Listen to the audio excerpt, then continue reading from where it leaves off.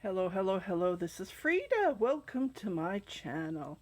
Here is another donation video that I've been gathered. This is going to be my second time shipping to Florida for the donation that I have been shipping. So far I shipped 3 boxes. Well, this is going to be the third box, and as you can see, it's pretty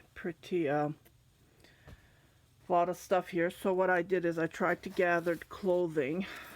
I have this hat, it's knit. I have clothing, slippers, baby blanket, a shirt. You can't fit much into it, unfortunately. I'm going to be mailing it with tracking, and yeah, and when I weigh it, you have to press hard. I don't think I can put these hats because it's over 2 kilograms. So that's what I've been up to. Just wanted to let you guys know.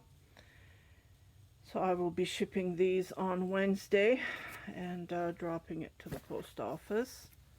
It's just a short video. I'm trying to squeeze these hats as well and send them ASAP.